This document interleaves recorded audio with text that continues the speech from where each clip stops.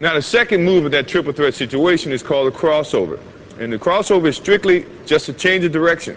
And let me show you exactly the way it should be done. In protecting the basketball, you're jabbing with your right foot, and the defense sometimes react that way, and you want to change your direction. This is what most of the people do that's going to get called for traveling. In jabbing with this right foot, they get so quick, they go this way by moving their left foot, which is your pivot foot. That is traveling in any league. So the correct way to do it is when you jab, now you're going to pick up the same foot that you jabbed with and change directions. And in putting the ball down, good defensive players, if you put the ball out here, have long enough arms. Scottie Pippen, for one, can slap it. Your momentum is going this way and the ball is going that way.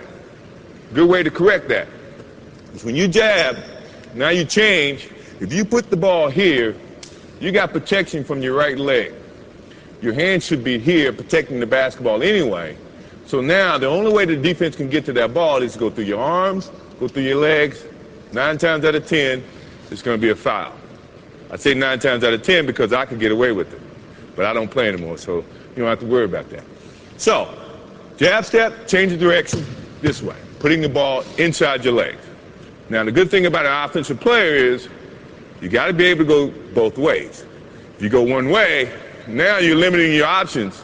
The defense is going to read that, and then they become more, I guess, have the advantage to try to limit your options. As an offensive player, you never want to limit your options. So when you're working on that move to do it this way, also do it that way. So now you can have two options. If my man is taking a defensive stance, the thing that I'm looking at right now is he's playing parallel.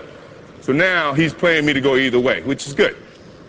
Which it also, to me, means all I have to do is give him a nice little fake this way.